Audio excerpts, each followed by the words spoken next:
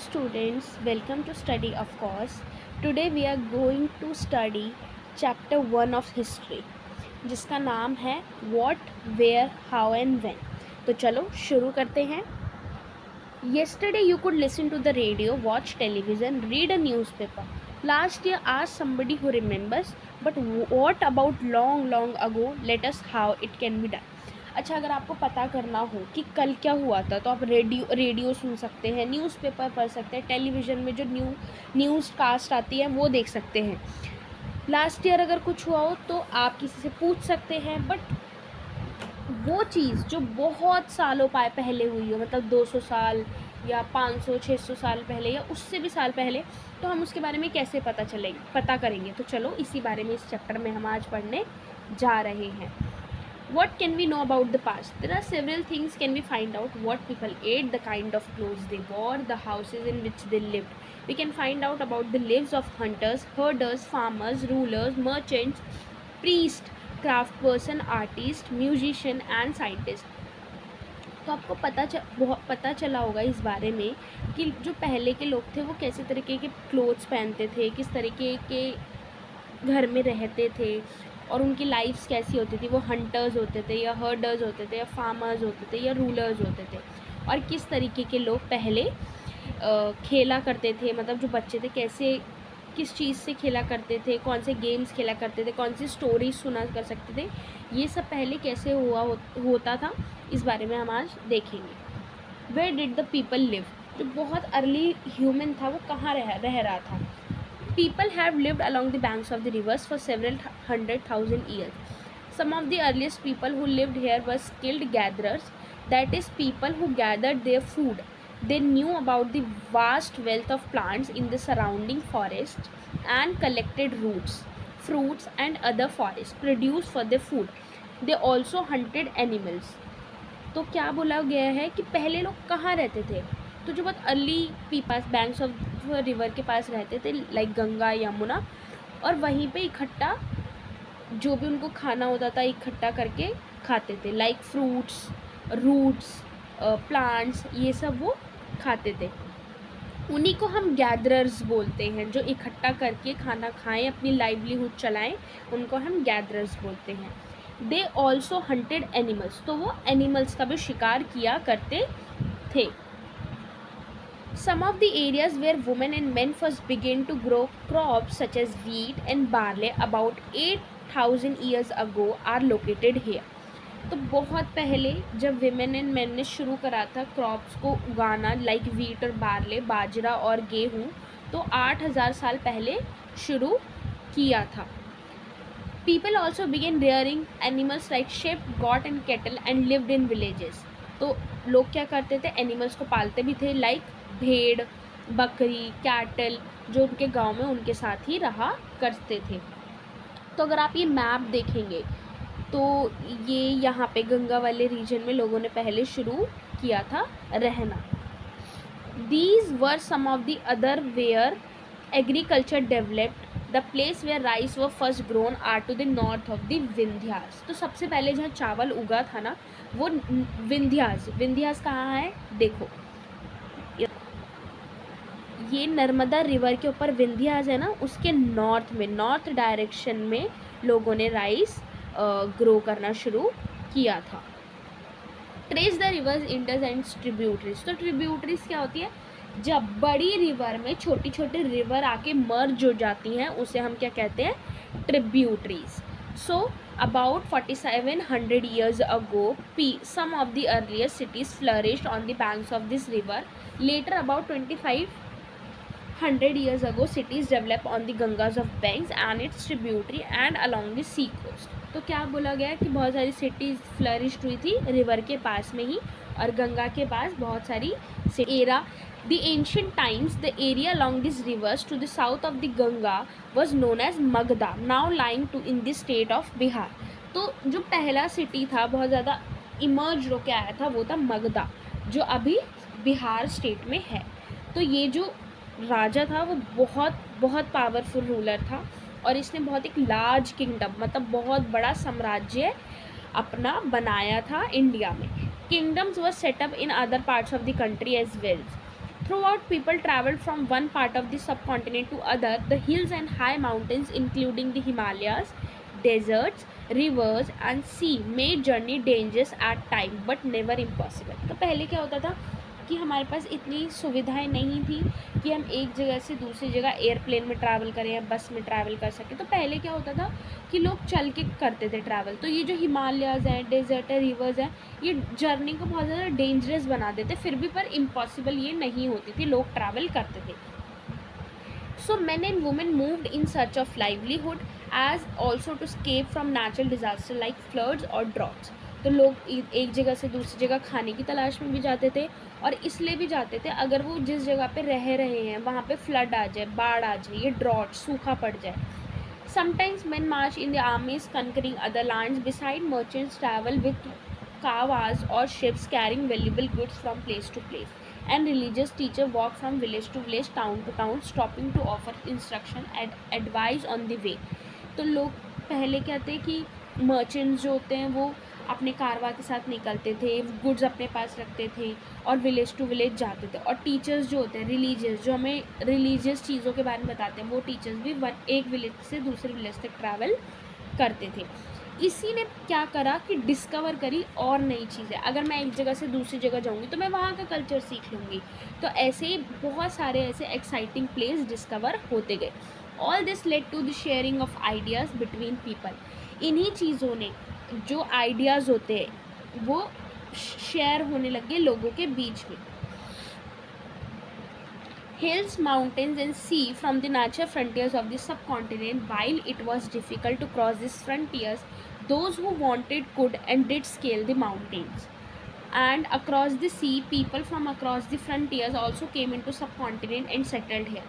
क्या होता था कि फ्रंटियर क्या होता है, हमारे जो मेन लैंड है उसका जब बॉर्डर किसी और कंट्री से लग रहा हो तो वो हमारा फ्रंटियर है. तो उस हमारे फ्रंटियर में और भी लोग आते थे जो दूसरी कंट्री से होते थे. These movements of people enriched our culture traditions. ये जो लोग आए हमारे यहाँ पे, इन्होंने हमारे कल्चर को और ज़्यादा इनरिच करा और हमारे ट्रेडिशन में आके घुल मिल गए और हमें अलग अलग चीज़ें भी सिखाई. People have shared new ways of carving stone, composing music and even cook food over several thousand. People have shared new ways of carving stone, composing music and even cooking food over several hundreds of years. लोगों ने बहुत ज़्यादा जो नया नया carving था stone पे दिखाया, अपना म्यूज़िक कंपोज करा, फूड अच्छे से कुक करा. मतलब पहले वो कच्चा खाते थे तो उन्होंने ये सब चीज़ें सीखी. Names of the land. Two of the words we often use for our country are India and Bharat. The word India comes from the Indus called Sindhu in Sanskrit. तो हम दो वर्ड यूज़ करते हैं India के लिए, that is India and Bharat. तो India जो word है ना वो इंडस नदी से आया है जिसको सिंधु बोलते हैं संस्कृत में, वो नॉर्थ से निकलती है. The Iranian and the Greeks who came through the northwest about 2500 years ago and were familiar with the Indus called it Hindu और Indus. हमारी जो कंट्री है उसके अंदर 2500 साल पहले कुछ फॉरेनर्स आए थे जो इरानियंस एंड ग्रीक्स थे. तो उन्होंने इंडस को हिंदूज या इंदूस बोला. And the land to the east of the river was called India. तो जो लैंड थी हमारी ईस्ट के पास, जो रिवर के पास जो लैंड थी, उसे उन्होंने इंडिया बोलना शुरू करा. The name Bharata was used for a group of people who lived in the north waste and who were mentioned in the Rigveda. तो भारत नाम कैसे पड़ा आप ये सोचते होंगे. तो एक ग्रुप ऑफ पीपल था, मतलब लोग थे जो रहते थे नॉर्थ वेस्ट वाले डायरेक्शन में. नॉर्थ वेस्ट वाला डायरेक्शन कौन सा है अगर आप गेस करेंगे तो ये north west. The name Bharata was used for a group of people who lived in the north west direction and who are mention in the group. तो आप सोच रहे होंगे कि भारता नाम कैसे पड़ा. तो एक ग्रुप ऑफ पीपल रहता था जो नॉर्थ वेस्ट में रहता था, उन्होंने ही इंडिया को भारत बोला, जो कि किस में मेंशन है, ऋग्वेदा जो हमारे वेद होते हैं उसमें मेंशन है. ये ऋग्वेदा क्या है, ये अर्लीस्ट कंपोजिशन इन संस्कृत. मतलब 2500 साढ़े तीन हज़ार साल पहले एक कंपोजिशन हुआ था संस्कृत में ऋग्वेदा, उसमें ही भारत नाम दिया गया है. Finding out about the past. There are several ways of finding out about the past. One is to search for and read books that were written long ago. तो हमें कैसे पता चलता होगा चीज़ों के बारे में, इन सब चीज़ों के बारे में हमें कैसे पता चला है? तो एक चीज़ जिससे हमें पता चला है वो है रीडिंग ऑफ बुक्स. तो हमने रीड किया उन बुक्स को जो बहुत साल पहले लिखी थी. उन बुक्स को हमने बोला मनुस्क्रिप्ट्स. मनुस्क्रिप्ट्स क्या होती है? मनुस्क्रिप्ट्स होता है, मनुस्क्रिप्ट्स का मतलब ही ये होता है जो हाथ से लिखा गया है उसे हम मनुस्क्रिप्ट्स बोलते हैं. This comes from the Latin word Manu. ये कहाँ से आया, ये वर्ड कहाँ से आया? मनु वर्ड से आया है. These were usually written on palm leaf. ये किस पे लिखा जाता था? palm leaf, पाम के पत्ते पे लिखा जाता था. और specially prepared bark of tree known as the bridge which is grows in the Himalaya. किससे प्रिपेयर होता था? बार्क होती, जो छाल होती है ट्री की, जिसका नाम था ब्रिज, वो हिमालयाज में मिलता है, उससे हम इसको लिखते थे. Over the years, many manuscripts were eaten away by insects. Some were destroyed, but many have survived. अब देखो, इतने हज़ार साल पहले लिखी थी, तो कुछ इंसेक्ट्स उन्हें खा गए होंगे, कुछ डिस्ट्रॉय हो गए होंगे, और कुछ हमारे भी बच गए हैं. और जिनको हमने कहाँ प्रिजर्व करा? प्रिजर्व का मतलब क्या होता है? कहाँ पे हमने उनको बचा के रखा हुआ है? टेम्पल्स में एंड मोनास्ट्रीज में. मोनास्ट्रीज होती है मठ, जहाँ पे जो संत वगैरह लोग होते थे, मॉन्क होते थे, वो वहाँ पे रहते थे. These book dealt with all kinds of subject, religious belief and practices, the lives of kings, medicine, science. Beside there were epics, poem, plays. Many of these were written in Sanskrit. तो ये जो book है वो किसके बारे में बताती है हमें? ये बुक हमें रिलीजियस बिलीफ के बारे में बताती है, प्रैक्टिस के बारे में बताती है, और वहाँ के राजा कैसे होते थे उसके बारे में हमें बताती है. और उस वक्त के लोग मेडिसिन, साइंस कैसे पढ़ते थे, उस बारे में भी हमें ये बात बताती है. और इस बुक्स के अंदर, ये जो मनुस्क्रिप्ट्स हैं, उसके अंदर बहुत सारे प्लेज, मतलब नाटक है, एपिक्स है, पोएम है, जो संस्कृत और प्राकृत में भी लिखी हुई है. तो जो फेमस लैंग्वेज थी तब संस्कृत, प्राकृत थी. तो संस्कृत जो होता था ना, वो बहुत अपर लेवल के लोग बोलते थे, मतलब जो समझ सकते थे, प्रीस्ट वगैरह. बट जो प्राकृत थी वो ऑर्डिनरी पीपल के लिए थी, मतलब जो सब बोल सके. एंड तमिल लैंग्वेज भी थी जो ऑर्डिनरी पीपल बोल पाते थे. We can also study inscriptions. These were written on relatively hard surface such as stone or metal. तो अब आप सोचोगे इंस्क्रिप्शंस क्या होता है? तो इस इंस्क्रिप्शन क्या होता है कि ये बहुत हार्ड सरफेस पे लिखा जाता है, लाइक स्टोन, मेटल. तो ये हमेशा हमें किंग्स के बारे में बताते हैं, किंग्स ने क्या करा है, किंग्स ने कौन सी वॉर जीती है, कहाँ उसको विक्ट्री मिली है, इस चीज़ के बारे में बताते हैं. और इस इंस्क्रिप्शंस पे जो पिलर होता था, उस पर इंस्क्रिप्शन में किंग्स कभी कभी अपनी बातें भी बताते थे ताकि लोग उसे पढ़ें और उस बात को मान सकें, मतलब इंस्ट्रक्शंस भी देते थे. There are other kinds of inscription as well, where men and women including king and queens recorded what they did. For example, kings often kept records of victories in battle. तो क्या बोला गया है इसमें कि कभी कभी men and women, ऑर्डिनरी भी और किंग्स और क्वीन भी बताते थे कि उन्होंने क्या किया है लाइफ में, उस बारे में इंस्क्रिप्शंस में लिखा जाता था. There were many things that were made and used in the past. Those who study these objects are called archaeologists. तो बहुत सारी चीज़ें हैं जो पास्ट में बनी हैं, तो इन चीज़ों को जो स्टडी करता है उसको हम बोलते हैं आर्कियोलॉजिस्ट. जो इन सब चीज़ों, जो पास्ट के बारे में हमें बताते हैं, पास्ट को स्टडी करते हैं. They study the remains of buildings made of stone and brick, painting and sculptures. तो ये किस चीज़ के बारे में स्टडी करते हैं?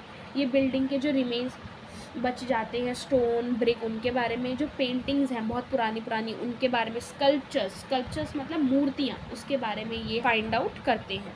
They also explore and excavate, dig under the surface of the earth. Excavate क्या होता है कि सरफेस के अंदर, अर्थ के मतलब सरफेस है जो, उसके अंदर डिग करके जो टूल्स, वेपन्स, कोट्स, ऑर्नामेंट्स मिलते हैं और कॉइन्स, उनके बारे में भी आर्कियोलॉजिस्ट स्टडी करते हैं. Some of these objects may be made of stone, others of bone. तो कुछ ऑब्जेक्ट्स क्या हैं? स्टोन से बने हैं, और कुछ बोन, हड्डियों से बने हैं. कुछ बेक्ड क्ले हैं, और या तो कुछ मेटल है. Objects are made of hard imperishable substances, usually survive for a long time. ऐसे ऑब्जेक्ट्स जो हार्ड चीज़ से बने हैं, जैसे स्टोन हो गया, मेटल हो गया, वो इम्पेरिशेबल मतलब ख़राब नहीं हो सकती वो, और बहुत लॉन्ग पीरियड तक चलती है, बहुत लॉन्ग टाइम तक वो सर्वाइव कर पाती हैं। Archaeologists also look for bones of animals, birds and fish to find out what people ate in the past. तो आर्कियोलॉजिस्ट बोन से ये भी डिफाइन करते हैं कि लोग पहले क्या खाते थे. Plant remains survive far more rarely. If seeds of grain or pieces of wood have been burned, they survive in a charred form. तो प्लांट्स तो ऐसे बचते नहीं है इतने टाइम तक, बट अगर उनको कुछ बीज बच गया, सीड वगैरह, तो उससे आर्कियोलॉजिस्ट पता करते हैं कि तब के लोग कौन कौन से प्लांट्स की वैरायटी भी खाते थे. Historians, that is scholars who study the past, often use the word source to refer to the information found from the manuscripts, inscription and archaeologists. तो कभी कभी जो स्टडी करते हैं ना स्कॉलर्स पास्ट को, वो सोर्स रेफ़र करते हैं उन इन्फॉर्मेशन को जो हमें बताते हैं पास्ट के बारे में, like source of manuscripts, inscription and archaeology. Once sources are found, learning about the past becomes an adventure as we reconstruct it bit by bit. So historians and archaeologists are like detectives who use all these sources like clues to find out about our past. तो हम बोल सकते हैं कि archaeologist detectives की तरह हैं जो ये सोर्स को यूज़ कर करके क्लूज ढूंढते हैं और फाइंड आउट करते हैं हमारे पास्ट के बारे में. One past or many. Did you notice the title of this book, Our Pasts? We have used the word pasts in plural to draw attention to the fact that the past was different from different groups of people. तो आपको पता होगा कि हमारे पास एक past है, बहुत सारे पास्ट हैं, बट आपको पता होगा कि हमारे बहुत सारे पास्ट हैं जो डिफरेंट ग्रुप ऑफ पीपल को बताते हैं. For example, the lives of herders और farmers were different from those of kings and queens. The lives of merchants were different from those of craft person. तो आपको पता होगा जो लिव्स है हर्डर्स और फार्मर के, वो डिफरेंट होंगे किंग एंड क्वीन से. जो मर्चेंट्स हैं उनकी लाइफ डिफरेंट होगी क्राफ्ट पर्सन से, एंड सो ऑन. आगे भी ऐसे होगा. Also, as is true, even today people follow different practice and custom in different parts of the country. अभी भी आपको पता होगा कि जो लोग हैं वो डिफरेंट कल्चर फॉलो करते हैं, डिफरेंट रिलीजियस प्रैक्टिस ऑब्जर्व करते हैं different parts of the country, like south, north, है ना. तो बहुत हमारा कल्चर अलग अलग है. Today most people living in the Andaman island get their own food by fishing, hunting and collecting forest produce. By contrast, most people living in city depend on the others for supplies of food. तो आपको पता होगा कि Andaman island में अभी भी लोग अपना जो फूड होता है खुद बनाते हैं, लाते हैं, फॉरेस्ट से फ्रूट्स वगैरह कलेक्ट करते हैं. बट जो सिटीज़ में रह रहे हैं, जैसे हम डिपेंडेंट है किसी और के ऊपर, जैसे कि फार्मर्स के ऊपर, कि फार्मर्स हमें ला के देंगे और हमें मार्केट से वो मिल जाएगा. Besides, there is a other kind of difference. We know a great deal about kings and the battles they fought because they kept records of their victories. Generally, ordinary people such as hunters, fishing folk, gatherers, farmers or herders did not keep records of what they did. While archaeology helps us to find out about their lives, this is much that remains unknown. तो ये भी एक बड़ा difference है. आप देखेंगे कि जो पहले किंग्स होते थे वो तो हमें अपने बारे में बता देते थे इंस्क्रिप्शंस में लिख के या मैन्युस्क्रिप्ट्स में लिख के, जो भी उन्होंने बैटल्स वॉन करे हैं या हारे हैं, विक्ट्रीज अपनी उसमें लिखते थे. पर जो ऑर्डिनरी पीपल है, जैसे हंटर्स है, फिशिंग है, जो फार्मर्स हैं, वो अपने बारे में इतना कुछ हमें नहीं बता पाते थे क्योंकि वो ऑर्डिनरी लोग थे. तो ये चीज़ें बहुत ज़्यादा अभी अननोन है, हमें इसके बारे में नहीं पता है. What do dates mean? If somebody asks you the date, you will probably mention the date, month and the year. 2000 and something these years are counted from the date generally assigned to the birth of Jesus Christ, of the founder of Christianity. तो अगर अभी हमें पता हो date, तो हम day बताते हैं, मंथ बताते हैं एंड ईयर बताते हैं. तो जनरली हम ये जो डेट है कैसे काउंट करते हैं, जीसस क्राइस्ट के बर्थ से. तो ये जीसस क्राइस्ट कौन थे? फाउंडर ऑफ द क्रिश्चियनिटी धर्म के फाउंडर हैं. सो 2000 means 2000 years after the birth of Christ. जो हम 2000 बोल रहे हैं, 2000 का मतलब है जब जीसस का बर्थ हो गया था उसके बाद 2000 साल बाद all dates before the birth of Christ are counted backwards and usually have the letters BC यानी before Christ। जो भी डेट्स क्रिस जो भी डेट्स जीसस के बर्थ से पहले है उसको हम मेंशन करते हैं as before Christ. In this book we will refers to dates going back from the present using 2000 as a starting point. तो आपको पता होगा, अभी मैंने बताया जैसे BC stands for before Christ, before the birth of Jesus, मतलब Jesus के बर्थ से पहले जो है उसको हम बिफोर क्राइस्ट बोलते हैं, ठीक है। और after the birth of the Jesus AD, उसको हम एनो डोमिनी बोलते हैं, meaning in the year of lord. So 2012 can also be written as AD 2012। Sometimes CE is use instead of AD की जगह हम CE भी यूज़ करते हैं, and BCE instead of BC। The latter CE stand for common era, CE को बोलते हैं हम कॉमन एरा, BCE को बोलते हैं before common era. We use this term because the Christianity era is now used in most countries of the world. In India we began using this form of dating from about 200 years ago। तो अभी हम ये क्यों follow कर रहे हैं, क्योंकि बहुत सारी कंट्रीज़ में यही क्रिश्चियनिटी एरा को फॉलो किया जाता है। So this chapter is over. तो आपको अगर अच्छा लगा हो तो आप कमेंट में ज़रूर बताइएगा, and don't forget to subscribe study of course. Thank you.